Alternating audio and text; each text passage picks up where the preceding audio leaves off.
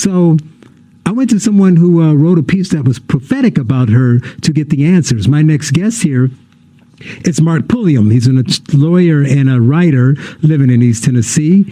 His work has appeared in the Wall Street Journal, the LA Times, National Review, and obviously City Journal, and many other publications. He's a contributing editor to Law and Liberty. Mark, welcome to the Liberty Hour. Well, thank you for having me. Well, it's great to have you. And I said in the setup that you were somewhat prophetic because you wrote a piece at City Journal, and I didn't pay attention to the date the first time, but this was back in 2016, talking about Kamala being the next Obama.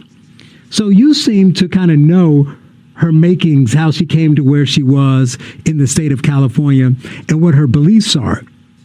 And I wanted to talk to you about that because it's important. Obviously, like I said, since she's running for president, not really VP, this is an unusual election, and we know that. And to tell us about and tell the listeners what she really is about. Because, you know, when she was running for president, she was being attacked on that debate stage. Everybody remembers how Tulsi Gabbard dressed her down and basically ended her campaign.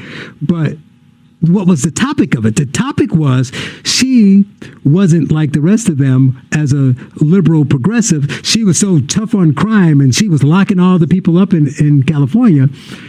And I want to start off by asking, is that true? Well, I wrote this piece for City Journal even before she was elected to the Senate, and it was a deep dive into her record, 2 terms as district attorney in San Francisco, and then she was into her second term as Attorney General of California. And what I did was really look at her record. What had she accomplished? What had she done? And what had she failed to do to these positions that she was elected? And as you say, it's ironic that she was criticized during the presidential primaries as being too tough on crime, when in fact her record, if you look at it, is she was probably the least enthusiastic prosecutor in America when it came to punishing criminals. As soon as she got elected to be district attorney in San Francisco, and it was the only election in which she had police support, and the only reason she had police support the first time she ran is that her predecessor had prosecuted the police chief and a number of his key lieutenants, and the cases had fallen apart and he didn't get any conviction. So obviously the police were very mad at the incumbent, and so when she ran against the incumbent, she had their support. But no sooner had she gotten elected to be district attorney of San Francisco that a gang member slaughtered a San Francisco police officer with an AK-47, ambushed him at a traffic stop, killed the officer before the officer even had a chance to pull his service weapon. And 3 days after the crime, before the officer, whose name was Isaac Espinoza, before he was even buried, she announced that she would not seek the death penalty against the cop killer, which outraged people even in liberal San Francisco.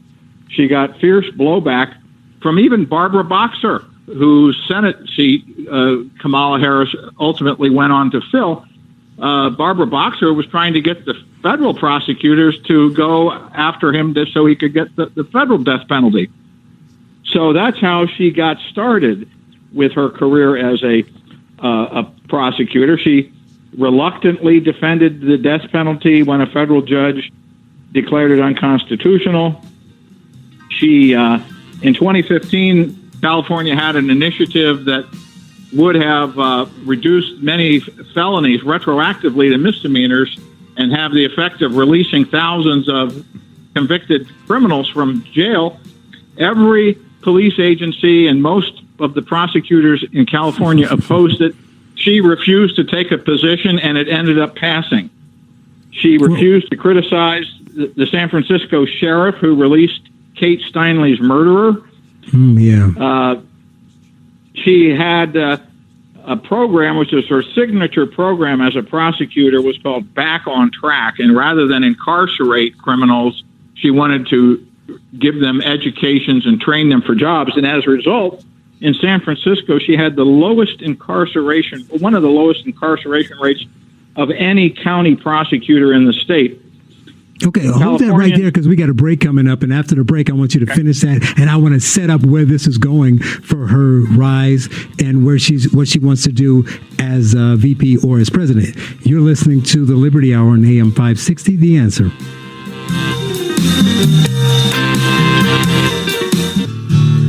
You're listening to the Liberty Hour with Sean Thompson. Get on the line with Sean by calling 312-642-5600. Welcome back to the Liberty Hour. Charles Love here, and we're discussing Kamala Harris with attorney and writer Mark Pulliam. And at the end of the last segment, you were clearly articulating all the things that she did that were antithetical to her job as Attorney General in prosecuting crime. But I want to play this clip here of Kamala that's been getting attention since she was running for office and get your thoughts on this. We run around with these signs, build more schools, less jails. Build more schools, less jails. And we walk around everywhere. Build more schools. We protest. Build more schools, less jails. Put money into education, not prisons. There's a fundamental problem with that approach, in my opinion. And it's this. I agree with that conceptually. But you have not addressed the reason I have 3 padlocks on my front door. There should be serious and severe and swift consequence to crime. So obviously this does not sound like the Kamala both of you were talking about or she professes to be now. So what was the context of that? So because I'm sure you know, and why the different talk there? Well, politicians lie depending on what audience they're in front of. But I think an elected official who has a long track record like she does, their actions speak louder than their words.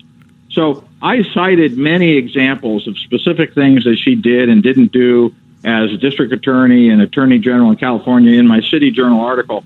There's just one more specific example I'd like because your listeners might be interested in it. Mm-hmm. So in California, there was a convicted murderer serving a life sentence in a California prison, and he claimed to be transgender. He was a man who said that he really felt like he was a woman, mm-hmm. and he filed a lawsuit claiming that it was cruel and unusual for California to force him to live with the genitals he was born with. And these lawsuits, and there's a lot of lawsuits like this that are filed, and they're generally considered frivolous. Well, on appeal, Kamala Harris, when she was Attorney General, settled that lawsuit and agreed to give a convicted murderer a sex change operation at taxpayer expense. And this was the first time a major state had agreed to do this. And she said that she wanted it to become policy so that all transgender prisoners in California would be entitled to taxpayer-funded sex change operations. So it's ludicrous. She's a prosecutor, wow. And she has all the power of a prosecutor, but she uses these powers to appease interest groups that she supports and to punish enemies. And the interest groups that she supports, if you look at her record, trial lawyers, public employee unions, immigrant rights groups, the LGBT lobby, gun grabbers, opponents of the death penalty, the abortion lobby, the environmental extremists, etc. The alphabet soup of leftism, basically. Yeah, so she can say whatever she wants to various groups to make them feel good, but if you look at her record, she has a long record of doing favors for her friends and punishing her enemies. The journalist in California who got those, who had taped Planned Parenthood executives who were talking about the desire to illegally traffic in fetal body parts. She, as Attorney General, filed a subpoena to obtain his confidential work product, and is currently in the process of trying to prosecute him for violating California law for exposing Planned Parenthood people illegally trafficking in fetal body parts. I think I got to go here because it's important that people know this, because many people in what they call the flyover country understand that California is basically a cesspool. And they may be wondering, but they may not like Trump and be thinking, well, maybe I don't like Trump. I'll just vote for the other guy real quick and see what happens on the next election. This is important if this is her, obviously, because, again, I say she's running for president from the position too. So would you contribute some of California's descent into the bastion of petty crime, homelessness, and illegal protections, part of that to her? Yeah, well, she was a protege of Willie Brown. Willie Brown, when he was Speaker of California, was the most powerful politician in California. He was so feared by the Republicans enacted term limits pretty much for the sole reason of making sure that he couldn't continue to be Speaker forever. And after he lost the speakership, he became mayor of mayor of San Francisco, and that's how he helped launch Kamala Harris's career in San Francisco. But he was a ruthless politician, and he knew how to use political power to accomplish these unprincipled ends. He was manipulative, and she learned all of those things from him and has proven in her record as district attorney and as attorney general that she knows how to do this and is willing to do this. And I don't have any doubt that if she becomes vice president and, God forbid, someday president, she would be using her powers, which would even be greater powers, but in exactly the same way. And it should frighten every American, the idea that somebody with her record could someday be the commander-in-chief and president of the United States.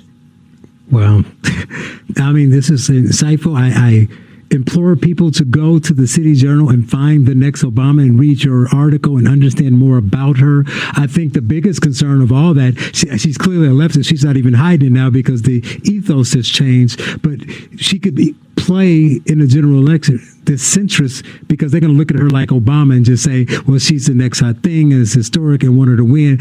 And like I said, Biden's not going to be there long, but I appreciate you coming on, educating us about that and about her and her history in California and her record. And I thank you for joining us on the Liberty Hour. Well, thank you, Charles.